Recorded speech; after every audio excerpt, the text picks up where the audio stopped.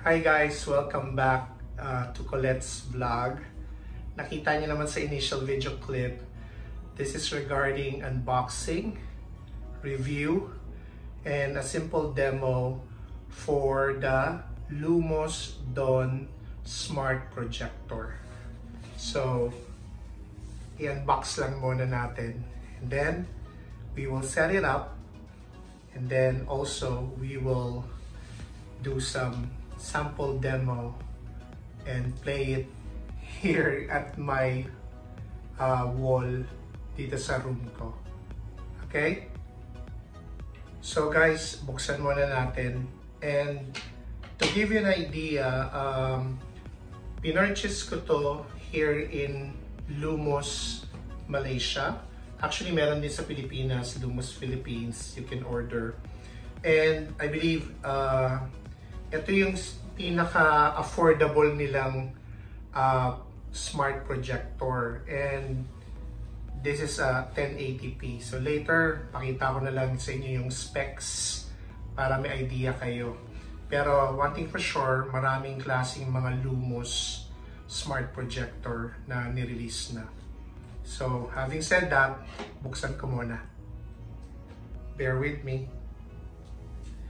So, yung binili ko to, just to,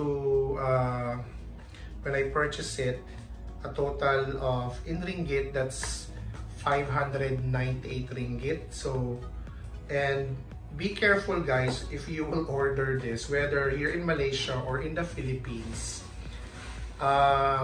Pero nire-recommend naman yung pag in-order nyo sa website nila na maganda yung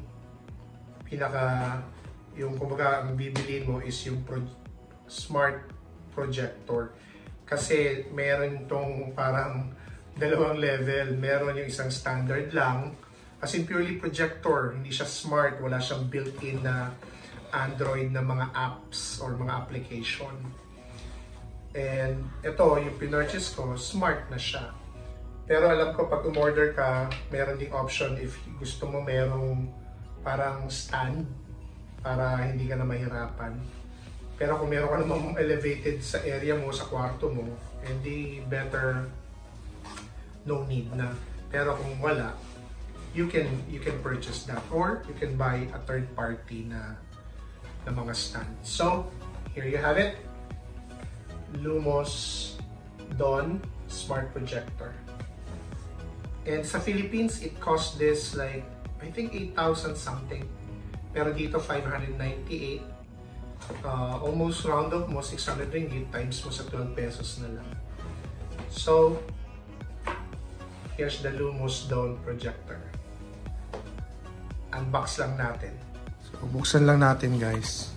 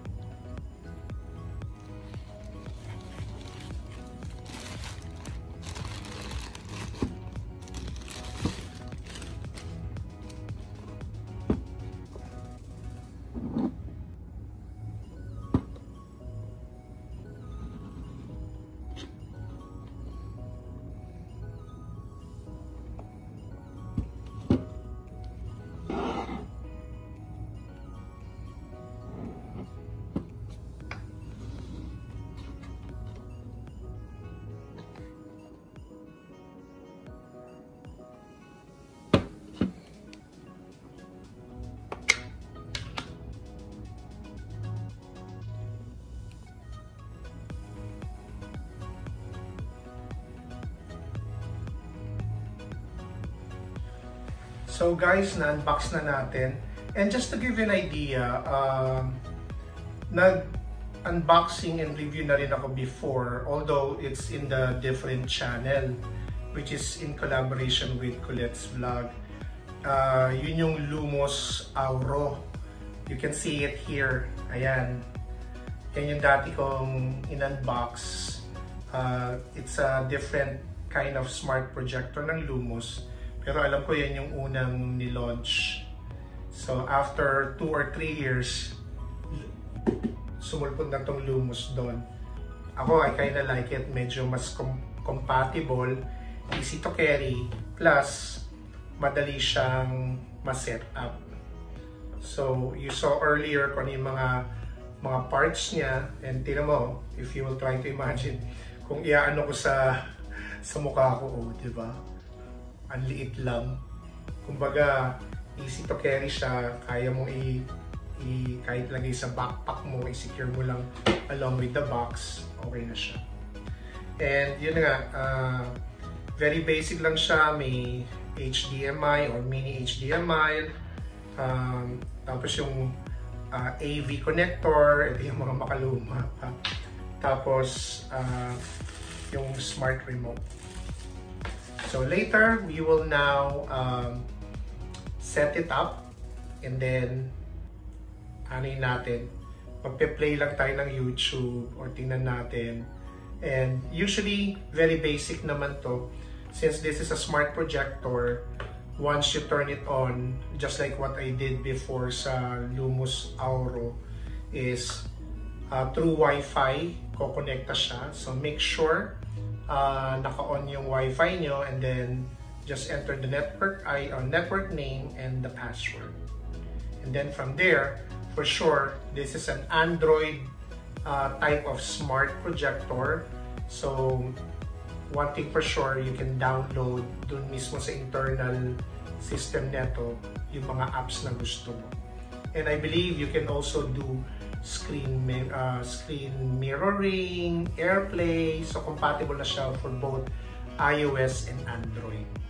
So ngayon, tara, let's do setup ng Lumos doon. Technically guys, dito ko dapat plano i-set up yung Lumos doon. Medyo elevated naman tong shoebox ko, pati yung mga shoebox itself. So, for now, since ang problema ko ngayon kasi wala pa akong extension cord. So, ayan, as you can see, dito muna natin i-set up. Pero intentionally, ito yung, kunyari yung kama ko, dapat dito, guys.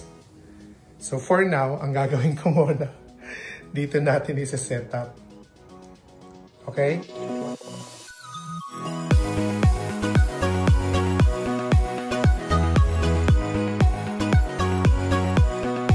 Guys, sinet up ko muna ng ganyan. Pasensya na, hindi ako bumili ng Lumos stand eh. Kumbaga budget pag may time. So ginanito ko muna siya, pero eventually I'll buy a third party stand. Kasi ang maganda sa kanya, sa ilalim meron siyang, ayun no. So you can go ahead and buy a third party. Tapos bibilihan mo lang ng magandang tripod. So for now, I hope hindi siya bumagsak, pero don't worry, sinecure ko naman guys. So from here, dito siya magano. Okay? So let's try. Let's turn it on.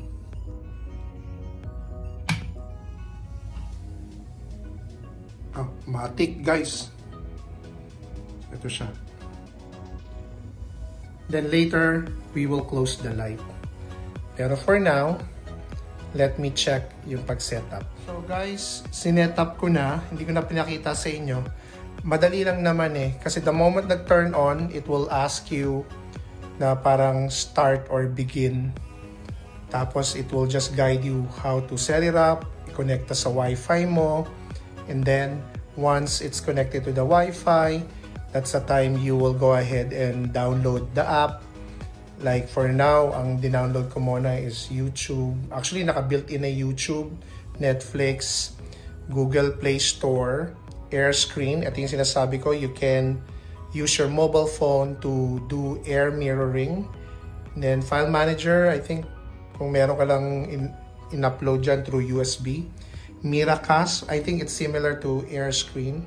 As you can see there, the AV, HDMI, and USB. HDMI, I think this is also compatible for external other devices. Like, kunyari gusto mong kabitan ng PlayStation, pwede siya. Or your laptop. So, as you can see there, sa upper right, makikita mo rin yung Wi-Fi and Bluetooth. May option to do the wallpaper. Quick app. Ayan siya. So, just to give you an idea, like ito, yung App Store. So, hindi ko lang naman masyado nang kukomplikaduhin. There. So, ito yung Google Play. So, you can download other apps as well. Ayan. Mga other recommended apps na naka-built in. Tapos, very basic. Madali lang na maintindihin yung remote. Tapos, my apps. Kung ano yung mga nasa app ko. Ayan, sinimplihan ko lang. May mga iba dyan naka-built in na. Pero, ang priority ko, Netflix, Spotify, and YouTube. And then, ito yung pinaka-main home screen. Tapos, you have the option to change the wallpaper. Nasa sa'yo. Sinimplihan ko lang.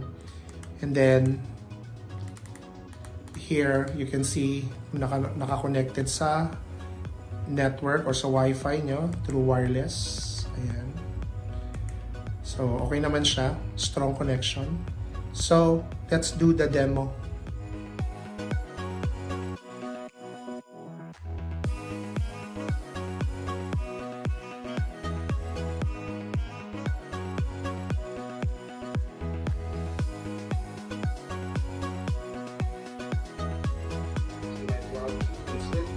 So as you can see earlier in the initial video clip, we're here to do a basic unboxing review. This is what we call the Lumos Aura, which is, this is a smart projector. Maganda siya guys, kung titingnan mo, ayan no. Ako, I appreciated yung brightness niya. Tama-tama lang. And again, ang resolution niya guys is 1080p. So, depende rin yata sa video na ginagamit mo or piniplay mo. Minsan, nagsa-720p, 540p. Pero usually, ang standard is the 1080p. So, guys, maganda siya. I kinda appreciated it. Sige, tingnan naman natin kung kunyari, we will watch some movie. So, guys, sorry hindi ko na nilagyan ng sound. Baka makopyright tayo. Pero here, as you can see, isa to sa mga famous American movies. So, figure it out nyo na lang. Pero maganda siya, guys. Na-appreciate ko. And, again, pwede nyo siyang ma-expand until 100, parang 100 inches yung screen niya. Pero for me, okay na siya. I kinda appreciated it. Ito, guys, sci-fi. Maganda siya. Ako na-appreciate ko yung ano niya.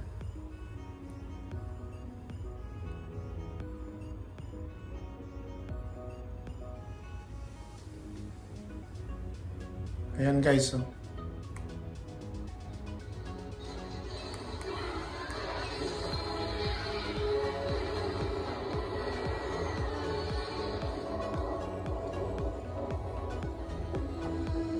So guys, I hope you like the simple unboxing, review, and demo ng Lumos Dawn. And if you reach this portion, you can like this video, subscribe, and hit the bell notification kung gusto nyo ma-notified for future and incoming videos katulad netong Lumos Dawn smart projector unboxing and review. So again, go to Colette's blog, and also you can watch this in the official Facebook page of KCM Videos. I will share the link in the description. So without further ado, I hope nagustuhan nyo to, and yeah, I suggest buy this, and maganda siyang pang home theater. Aside sa kung may TV kayo, magagamit nyo rin siya for family movie night. Okay? So maraming salamat. You do have a great day. Thank you and we'll see you soon. Bye!